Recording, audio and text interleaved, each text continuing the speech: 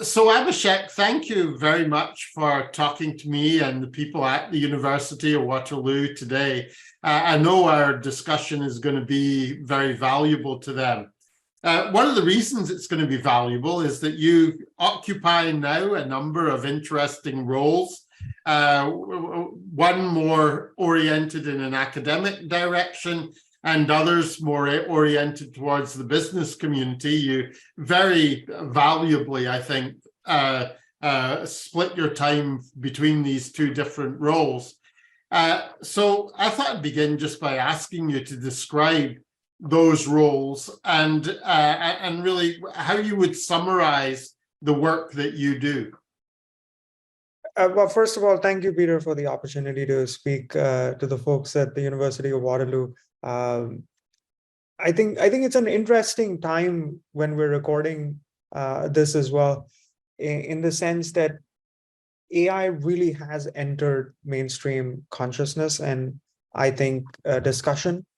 In addition, people have started to realize, well, these systems aren't infallible. The belief in their objectivity, because they're, mathematically rooted, there is no such thing. They are simply a reflection, perhaps an amplification of existing structures, systemic and otherwise, within society, and leads to issues of bias, privacy, and all of those things. But to answer your question, I'm lucky that I get to occupy roles that straddle both industry and academia, because I think the way I look at my work, first in my capacity as the founder and principal researcher at the Montreal AI Ethics Institute, is our mission at the Institute is to democratize AI ethics literacy. And we started doing this work, the way we like to say it now is that before it was cool, because it seems everybody's talking about it these days, and which is great. I mean, we certainly want more, stakeholders with diverse sets of experiences and backgrounds to come and participate in these discussions, bring in their, sets of expertise.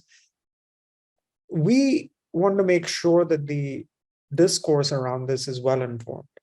And that's where the democratization of AI ethics literacy comes in, so that we don't, let's say, slip into discussions that go to extremes, talking about, killer robots and, Skynet and those sorts of scenarios. And of course, granted, I'll say I don't have a crystal ball. I mean, anything can happen in the future.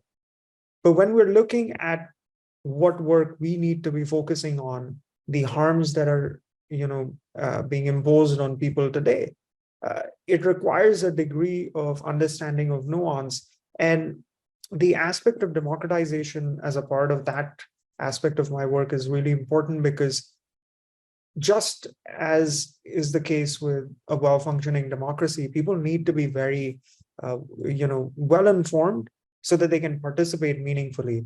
And the same thing applies to the field of AI ethics. If we are to shape technical and policy measures in this space, be that through direct participation or through indirect, raising concerns and, guiding others who are directly participating, it requires us to do that. And so that's part of the work that we do there at the Institute, which sort of straddles, work where we offer public workshops to, create more awareness, help people understand nuances. We also have educational resources, primarily the AI Ethics Brief, which is a weekly newsletter that captures the latest in research and reporting. We have an annual State of AI Ethics report, as well as a part of our educational initiatives. And then finally, we do fundamental research in the space as well, investing in areas that are typically underfunded or understudied, that we believe are important. And then now, when coming to my industry role, I serve as the senior responsible AI leader and expert at BCG, the Boston Consulting Group, which is an interesting place to be doing this work, in the sense that, as a consulting firm, we have, access to some of the largest companies in the world, and it's a direct entry point into pushing for some of these changes that we're always trying to make, but don't know how to reach these people. As you know, when you work in a consulting firm, of course, it's not just me. We have a team and other folks who work not just in responsible AI but in their own functional and practice areas. They have direct access to the senior most stakeholders, executives within very, very large companies around the world. And what that means is that these people are decision makers, right? So if we bring to them some of these concerns around how AI should be used responsibly, there is a very strong chance that some of this will be taken very seriously and implemented. And in fact, we've seen that in action through the work that we do at BCG, where we're able to go in and advise clients on how to implement a responsible AI program in practice. And in particular, my specialization there is in technical workflow optimization. And that, just as a quick note, stems from my own technical background. Prior to my role at BCG, I worked as a machine learning engineer at Microsoft, building and deploying production-grade machine learning systems. So I have an, let's say, intricate and intimate understanding of how these systems work.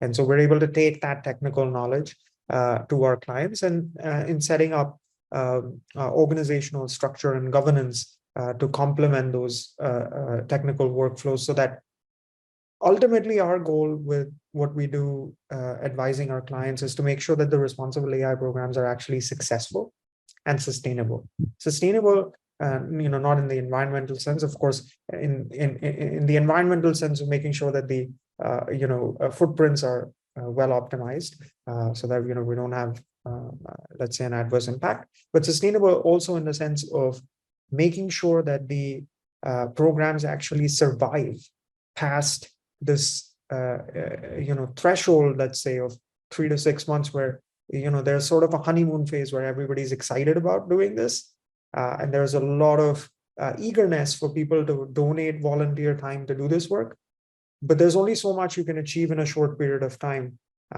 Especially for a large organization to be successful, the programs actually need to run for what we found 12, 18, 24 months to show meaningful results across the organization, across the products and services that they have to offer. And so that's one of the things that we emphasize in our work, is that the implementation of that responsible AI program actually is long-term sustainable.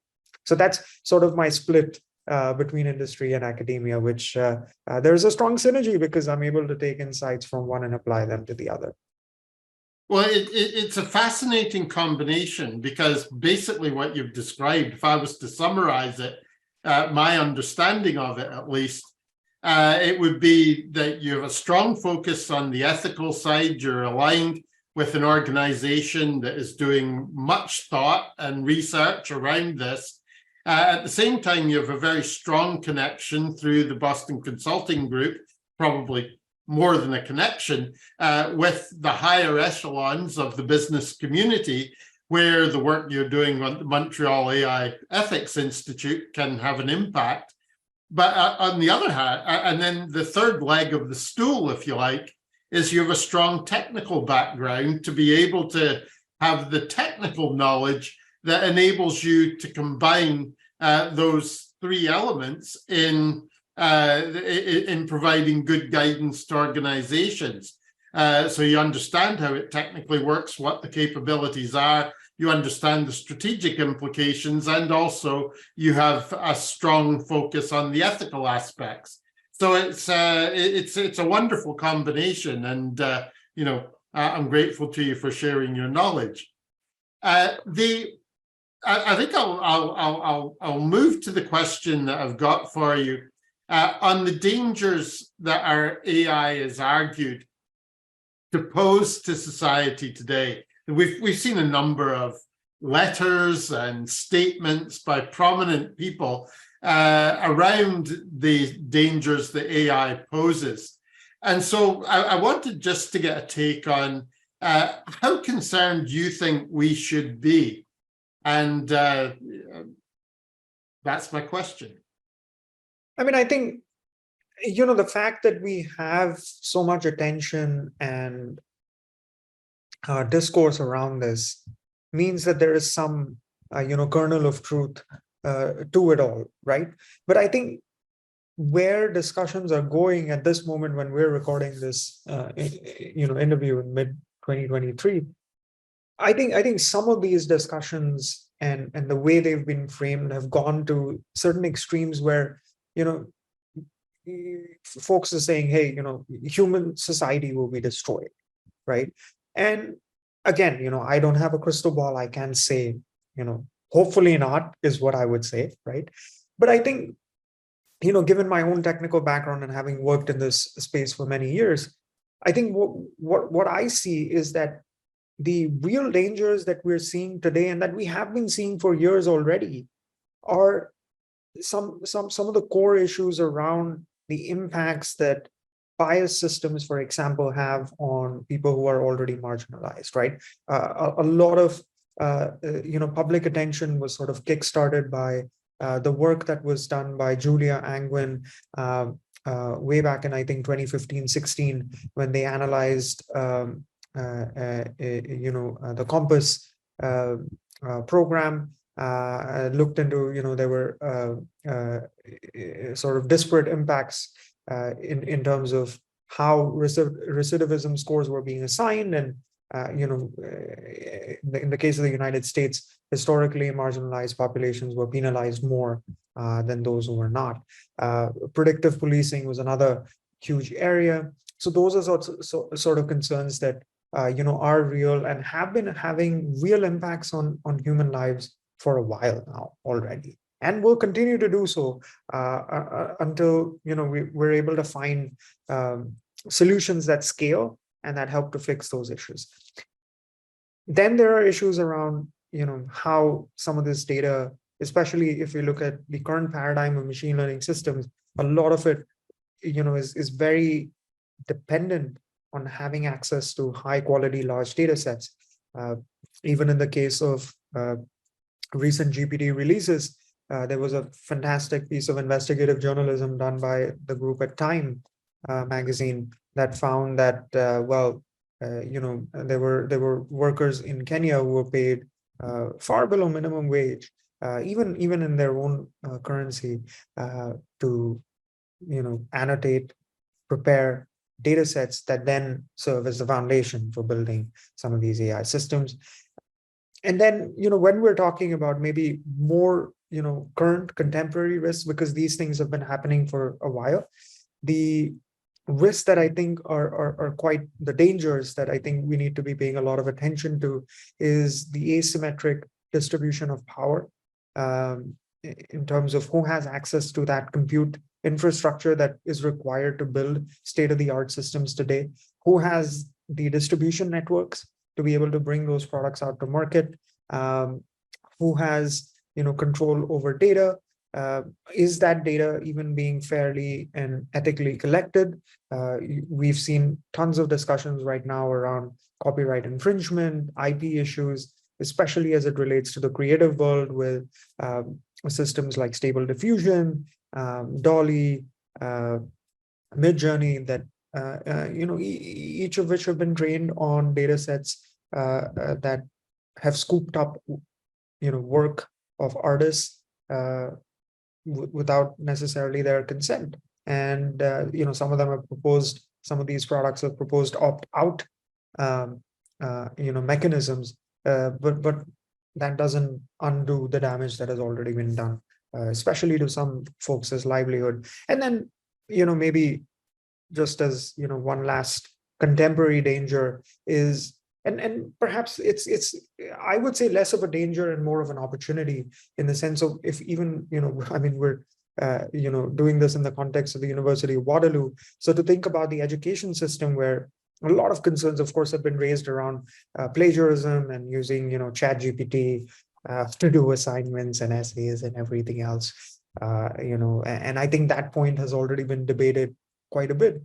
I start to see this as an opportunity, and I think the work that Ethan Mollick out of Wharton, he's been a big proponent of, let's offer this as a tool and assume that everybody is using it, and then see how we can adapt our mechanisms of evaluation, our pedagogy, to see if we can challenge ourselves to do, let's say, in a very simplistic sense, do better than machines. Because if machines are able to do some of this stuff, why should we continue to emphasize it? And of course, even there are nuances in the sense that some of this things that we are automating away are actually stepping stones in our learning journey itself, to get to places where you can get to step number 10 if you haven't gone through maybe steps 1 through 9, maybe not all of them, but you have to go through at least some of them, so you can produce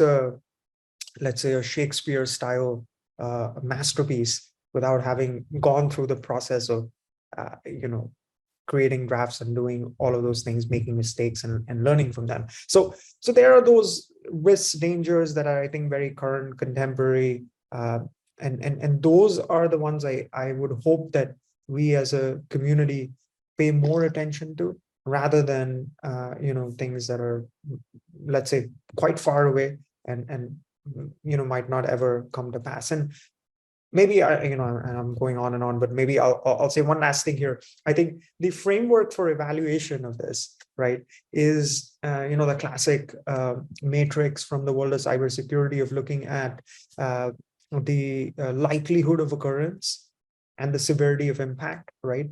It's a classic matrix in the world of cybersecurity.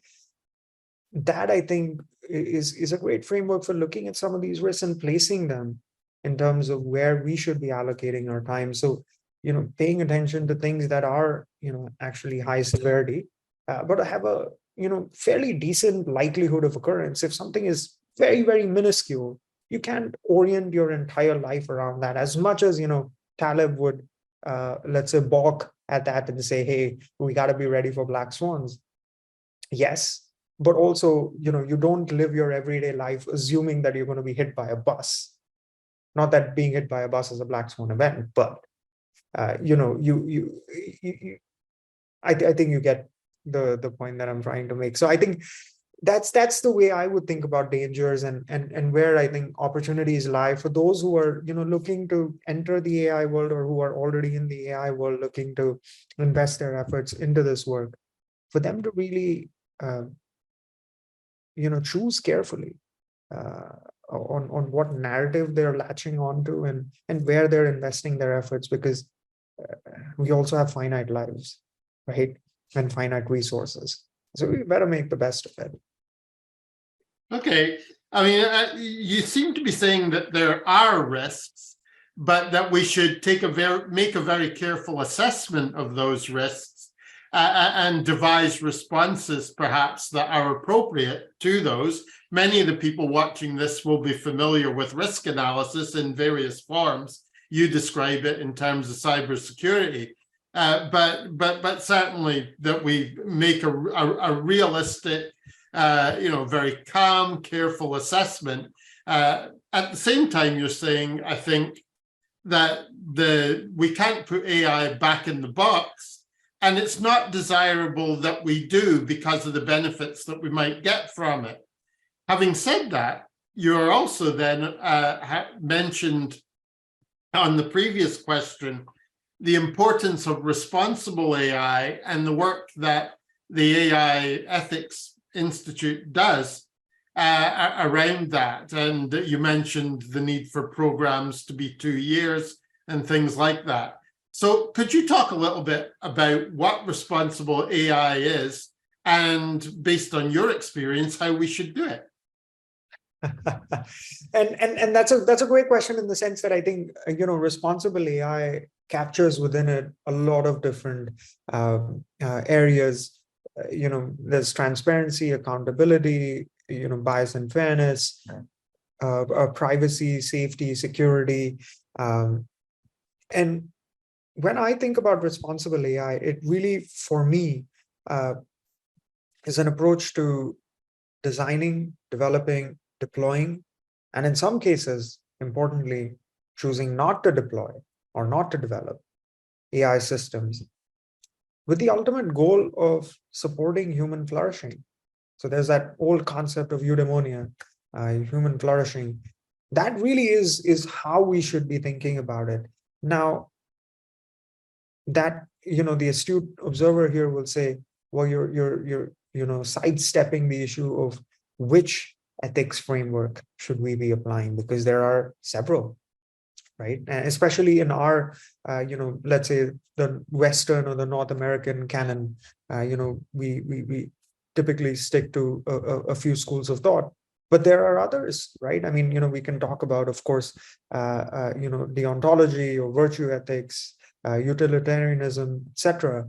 But we also have to think about other ways of going about it. For example, Ubuntu as as a philosophy in terms of how we might approach ethics. And when we think about responsible AI in that sense, I think that overarching vision of human flourishing gives us a great starting point.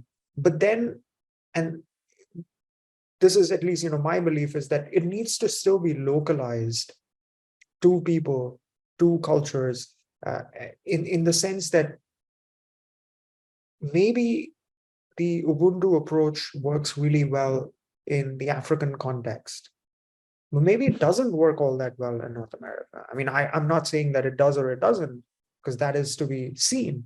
But it is that each culture over centuries has developed their own sets of principles, ethics that they have chosen to accept collectively as their way of living in harmony with each other, with nature around them.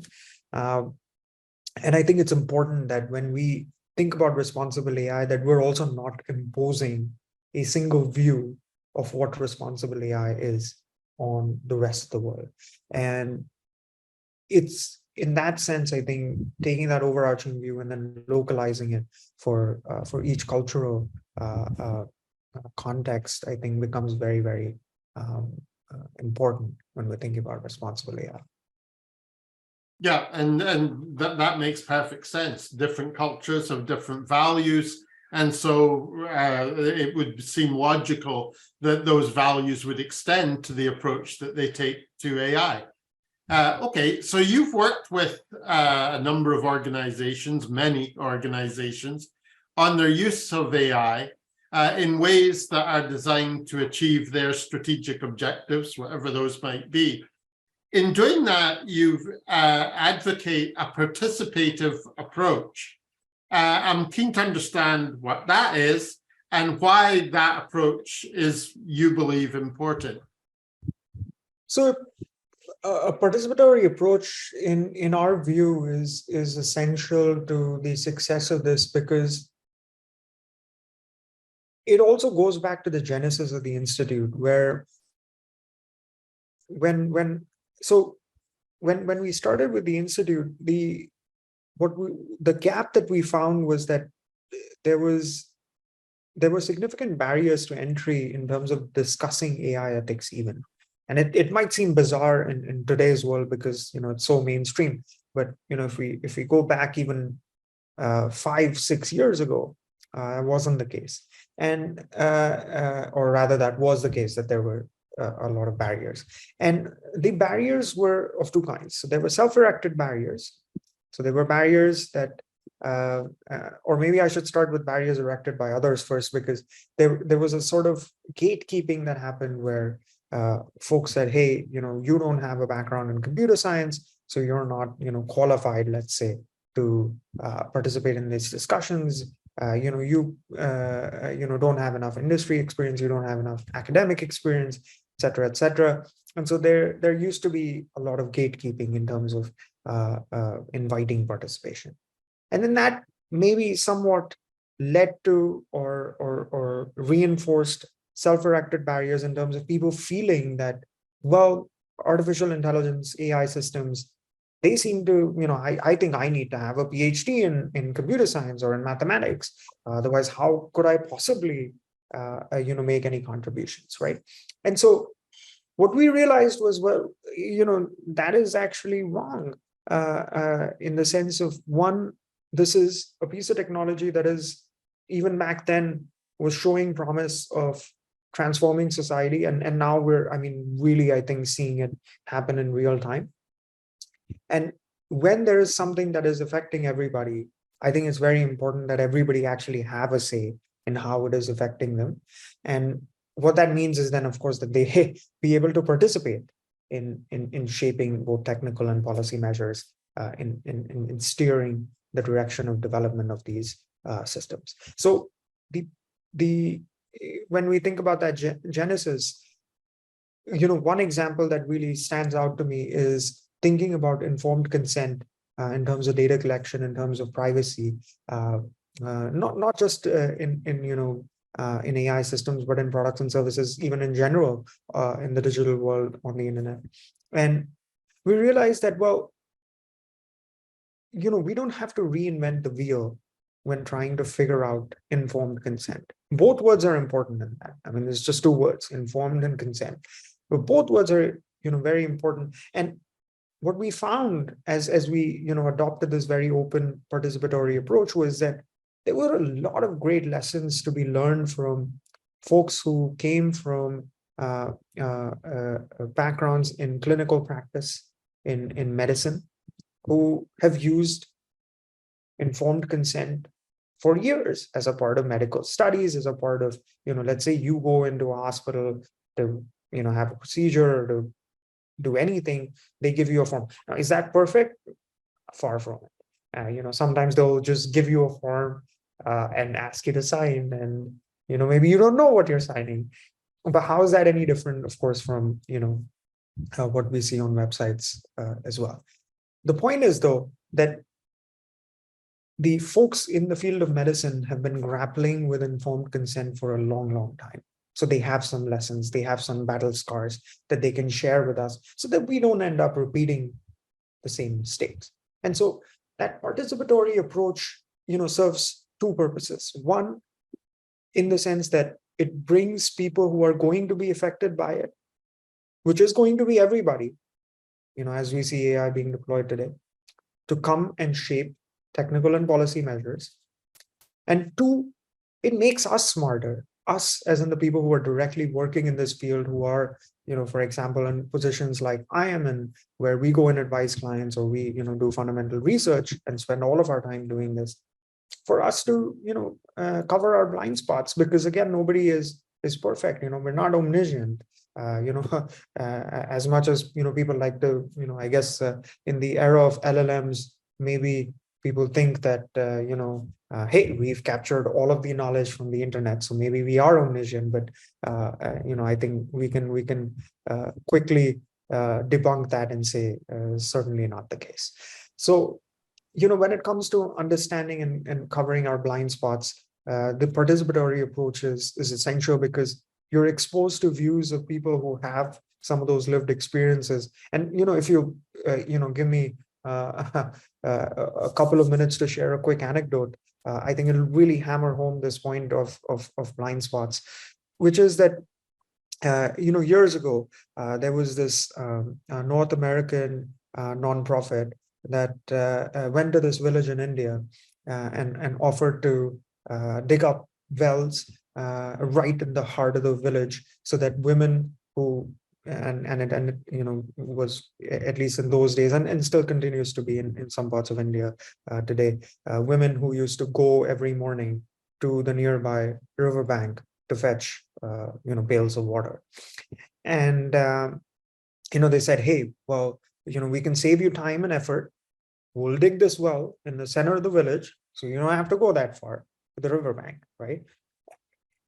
Sounds like a great idea, right? It seems like a win-win. They're going to come in, they're going to do this work for you, and then the village is, I guess, going to live happily ever after. What they didn't realize, because they had no locals informing them about whether this was the right thing to do or not, was that, again, and this is I guess particular to the Indian context, and maybe in other places as well, but I'll speak to the Indian context. Especially in those days, women were oppressed in the sense of restrictions in their movement, and who they socialized with, and under where they got to go unescorted, etc.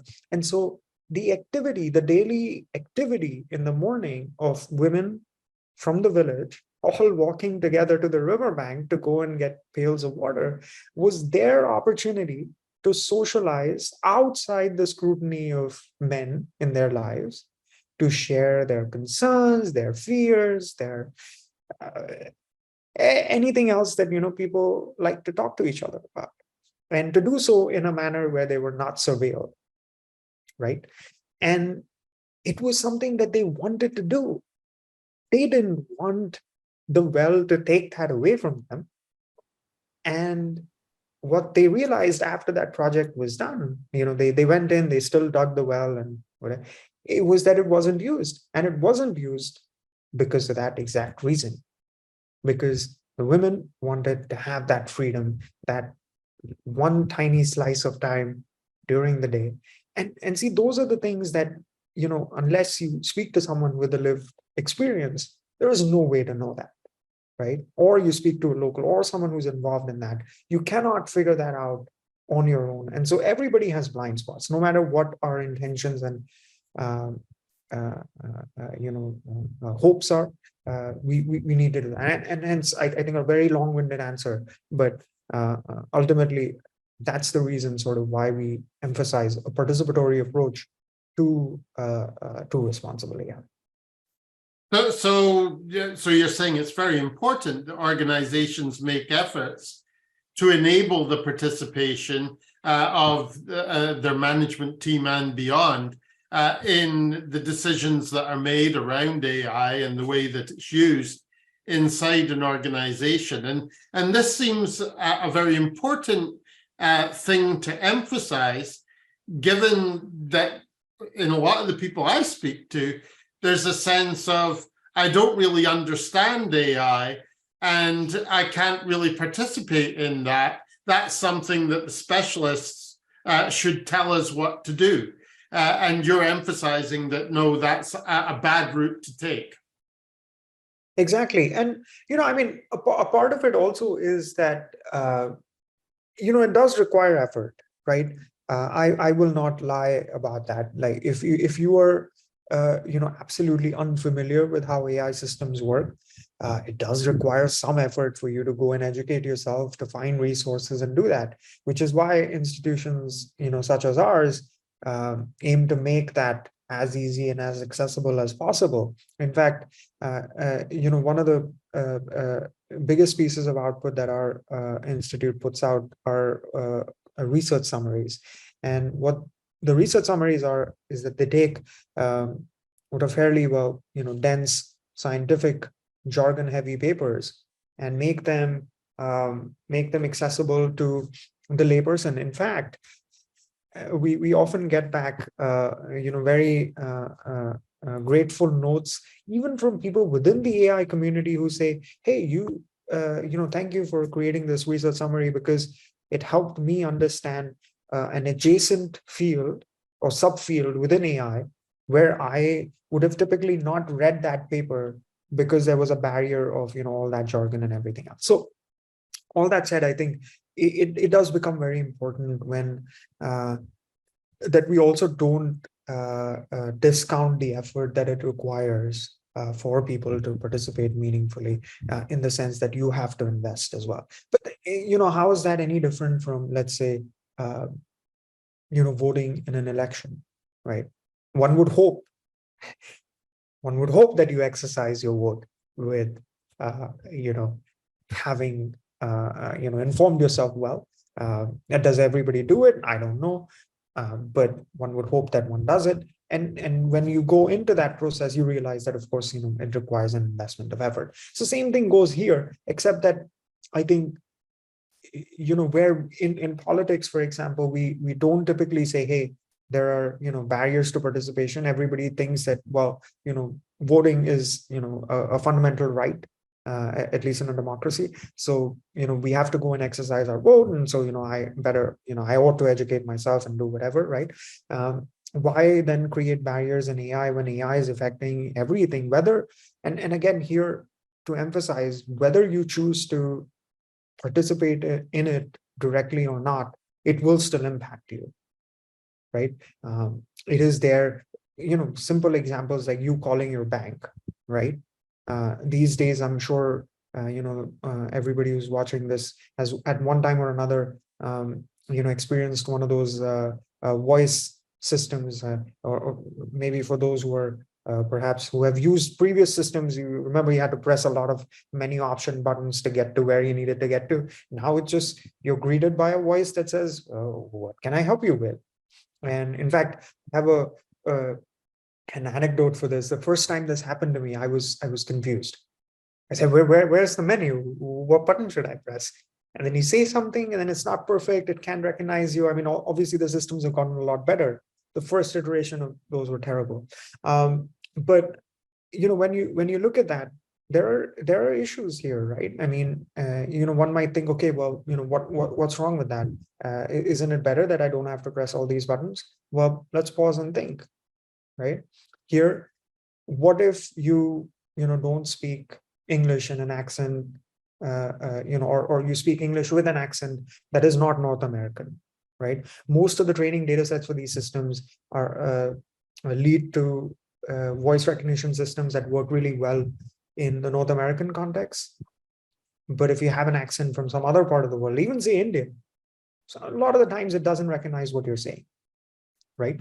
Then let's think about people who perhaps are unable to maybe speak very clearly or have some sort of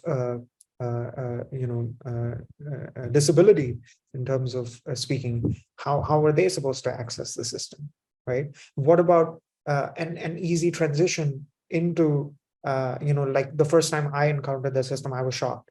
I didn't know what to do, and then when it didn't perform, there was no fallback, right? There was no failover for me to go to a menu system.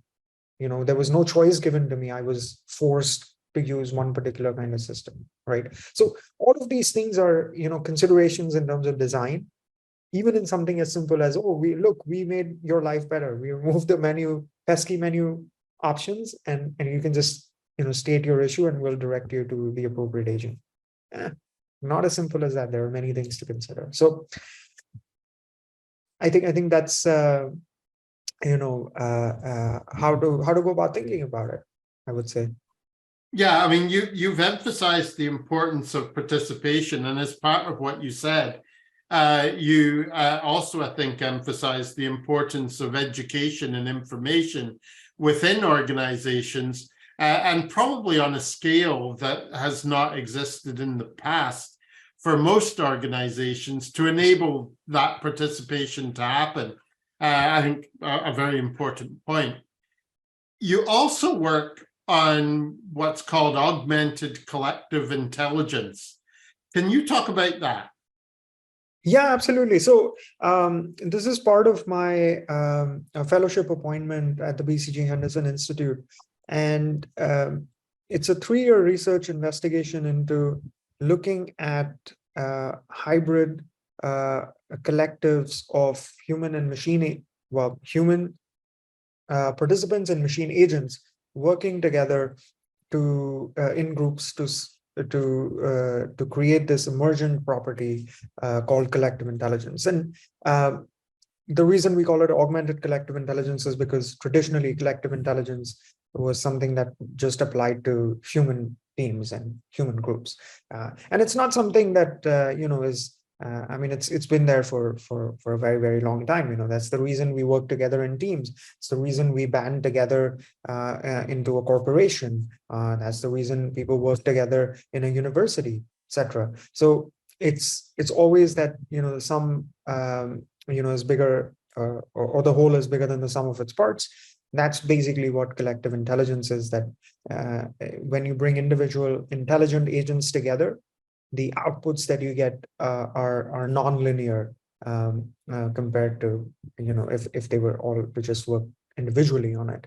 And what we're looking at with augmented collective intelligence now, and it's an appropriate time to be looking at it in the sense that machine systems are now really getting to a place where they can be performant to the point where we can start to elevate them beyond just being tools towards almost seeing them as peers, if not as peers, in the sense that, and I'm happy to share a couple of quick experiments or a couple of experiments out of our repertoire of the work that we've been doing. And what we were looking at was, we sort of had a gradient of problems that we were trying to look at in terms of how effectively can, a collective intelligence emerge when you have not just humans, but machine agents as well. And then, of course, in our experimental setup, we have identified agents and non-identified agents. The context for setting it up was a Slack environment where, Slack group, where you had, human participants and machine agents. Machine agent was backed by GPT-4. And what was interesting was that, so the first problem that we wanted to just play around with to iron out some of the kinks was picking a spot for lunch. Now, for those of us who have worked physically in an office environment, right, back before COVID, that's a difficult problem, right? Everybody has, somebody doesn't want Italian, somebody wants something spicy, somebody wants something that they can, go and have it in 20 minutes. Somebody wants to just, kick back because it's a Friday and take an hour-long lunch. Somebody doesn't want to go too far. And so you have all of these constraints, right? Now imagine you as the, let's say, person who wants to corral that group together so that, because gosh, you're hungry and you actually do want to go and eat and not spend the entire lunch hour trying to figure out where to go and eat. So you realize that that's a difficult problem. And what we found was that the introduction of even a single machine agent in that, let's say, fictitious lunch deciding process led to amazing results in terms of it not only capturing everybody's preferences and remembering them, but also moving the group towards a concrete decision and moving the group fast towards a concrete decision. And, this might sound like, oh, well, who cares, right? I mean, if it's 3 or 4 people, of course you can remember 3 or 4 people's lunch preferences. But imagine if it's a bigger team, right? Imagine if it's 9 or 10 people. Now it starts to get difficult. And so it was still able to do that, of course, because, it's a machine agent, right? And what we found was that the biggest bump, the biggest benefit that we were able to get was quickness in getting to a decision, which I think is important in a lunch context, because often, when lunch comes around, I'm hungry. I don't want to be engaged in a prolonged, discussion of where to go. I'd rather just go and get lunch. So we found that was something. And then we, as I was talking about the gradient, I'll just share, one more example. We bumped it up a little bit to see if it could handle more sophisticated scenarios. And we explored the scenario of looking at picking a book for a book club. Again, something, when you think about it, lots of different kinds of preferences. People have very strong opinions on different books that they think, would be a good fit for the book club. And again, it was able to take that information and move people to a decision, and move people to a decision in a way where you also don't want to antagonize participants, right? Because if someone, if you antagonize someone, they're not going to come back, right? And it was also able to handle, things that are, let's say, sensitive in nature. So someone suggested, the Quran as a reading, as a book choice in the book club. What we've found is that humans typically have a little bit of a struggle in trying to navigate that, because it's a religious text, right? And people don't know how to navigate and say, oh, should we do it? Is it appropriate or not? And all of those things. And we found as the machine agent was able to navigate that with diplomacy and social equity, in a sense that I think most humans would struggle with quite a bit in getting to a place of actually picking something, but also not antagonizing people who suggested it, and bringing everybody together. So anyways, I mean, of course we can't go into all the details about that experiment, but it's been a fascinating bit of work where the place, and I'll say one last thing about it, is the place that it differs from human-computer interaction as it is studied today is that typically those look at one-to-one settings. So one-to-one as in you, Peter, working with one AI system, right? And that could be ChatGPT, it could be some other AI system that you're using, and it's a one-to-one use where mostly you are using it as a tool. Where ACI or augmented collective intelligence is different is that we're looking at it in a group setting, right? So it's multiple humans and multiple machine agents working together. And we are looking, or we're looking at machine agents more as peers and less as tools. So it's not just a system to query for information and say, hey, write me, an essay based on these bullets. But it's more, okay, help us do this or partner with us and be an active participant. So that's where ACI differs from HCI, but it's a fascinating body of work. And I'm certainly biased, I will admit, because we're engaged in it, but I hope others find it interesting too. Yeah, it does seem very fascinating. I mean, one thing that might come to mind would be a version of Zoom or a tool like it that included people being able to communicate with each other, but at the same time, that communication and discussion would be informed by another area inside Zoom where information might be displayed that would support making more effective decisions as part of that discussion. It's that type of thing that you are referring to, I think. Yes, in part. And in fact, related to Zoom, one of the other things that we found was, and the reason we chose to go with Slack was that in a Zoom environment, if you want to use video, the state of using avatars for a machine agent, we're still stuck in an uncanny valley. And so people end up being quite fixated with that one box on the screen with the machine agent that looks weird because it just quite isn't, it isn't there yet. And so, just stripping away that and moving to a pure text environment, at least for our experimental purposes and what we were aiming to study, it ended up being better because it created a level, playing field where,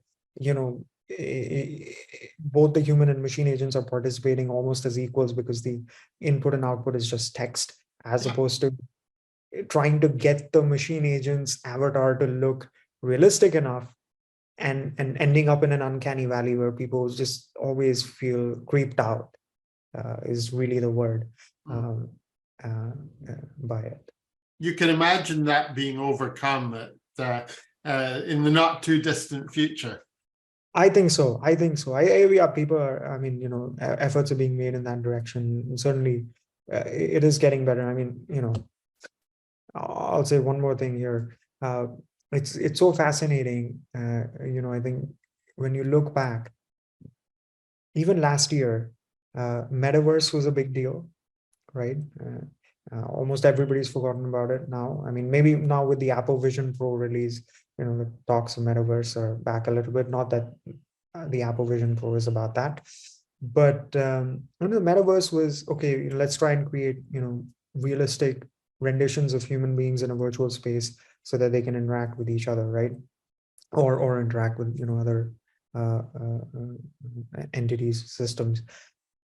Who would have thought that the text box, the things from the late 90s, early 2000s, that box, that thing that is very unsexy, would come back in 2023 and be the hottest thing in the market, right? Everybody's obsessed now with this text box, right? That's our mode of interaction. So anyways, it was just, an interesting evolution, right? Yes. You just never know. Last year, everybody was pushing towards, something that was more and more realistic. And then we said, hey, maybe we should bring back text boxes. Okay, I've got two final questions. I don't want to use too much of your time, but I'd like to get these two questions in. And the first is, in 2018, you wrote that Canada could be a global AI leader. And I was really keen 5 years on to get your view. Do you think it's still true today? And with that, what you think the Canadian government's approach to AI should be? So I think, Peter, Canada's certainly been a pioneer, right, when it comes to responsible AI. I mean, I was involved in the early days of, the directive on automated decision making, right? That's used by the federal government. And, I was involved in the days when it was a Google Doc, which also, by the way, was an interesting initiative from Michael Collin, who used to work at the Treasury Board Secretariat of Canada, to have used a Google Doc to gather feedback and input from the community, participatory approach in action, I would say, and quite mature and progressive for a government department to be doing that, right? I mean, you typically don't get to see that. And back then, we as Canada were quite ahead in terms of the work that we were doing. And lots of folks, lots of countries looked up to us for direction. In fact, I remember a very particular incident. We were at the ITU, the International Telecommunications Union in Geneva, in 2017. And folks would constantly come up to us and ask, hey, how are you guys thinking about this in Canada? We'd love to get your opinion. We had delegates from around the world. That was really a great moment of pride for us. And what's, I think, happened since then is a lot of other countries really took up the mantle, became very serious about it. So you see, of course, a lot of action happening in the US, UK as well. And then, now with the EU AI Act as well, the European Commission, their work has been sort of seminal, right? And then, there's work from the Monetary Authority of Singapore. There is some work coming out of India and a few other places as well. I think, though, now with Bill C-27 and the AI and Data Act, and granted, lots of people have nits here and there that this could be better, that could be and that's always going to be there, right?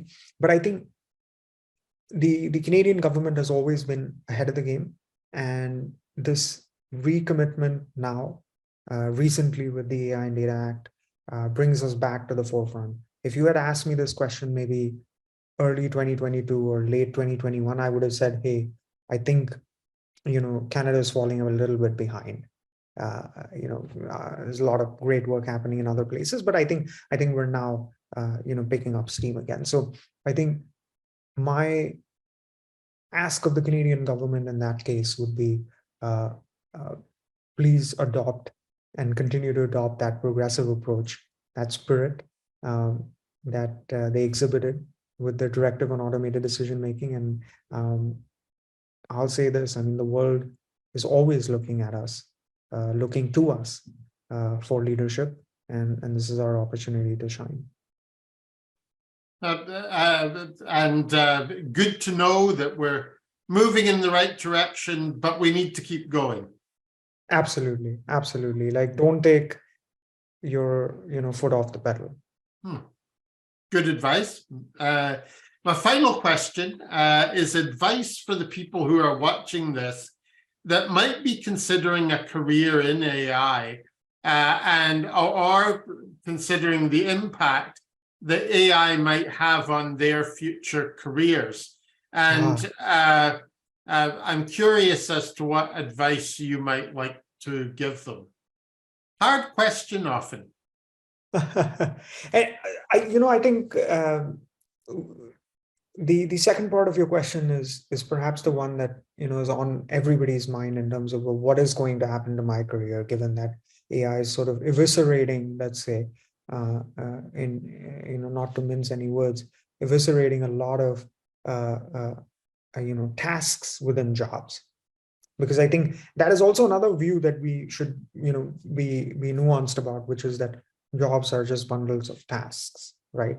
Rather than thinking of entire jobs being automated, I think there are tasks within jobs that are being automated, and entire jobs, very rarely are we going to have entire jobs go away.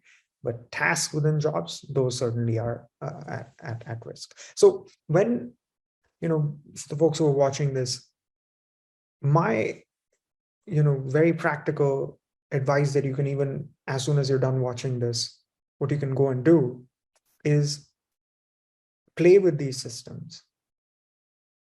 And the reason I say this is because I've heard some folks, I get to, I'm lucky, I get invited to speak to a lot of places, speak at a lot of places to, young folks who are, either considering switching into AI or are in AI, thinking about where to go and what to do next. And I've seen hesitancy in folks in experimenting with these systems because they feel a sense of disempowerment. Now, whether you choose to act or not act, these systems are there in the market. Employers are going to use them. And there is very little that you can do to stop that tide in its entirety. Instead, embracing, playing, experimenting with these systems to understand the contours, really, of what they are capable of doing and what they're not capable of doing. The practical education that you get from that, there is no replacement for it. You can read a blog post about how LLMs work, or you can read a I don't know, a paper from an economist on like what is the labor impacts of AI going to be, but that's not going to do you any good. What will do you good is to learn how you can use these systems as a superpower, to enable your own workflows, to help distinguish yourself as a person who knows how to use this technology, rather than someone who is either afraid or unwilling to use it.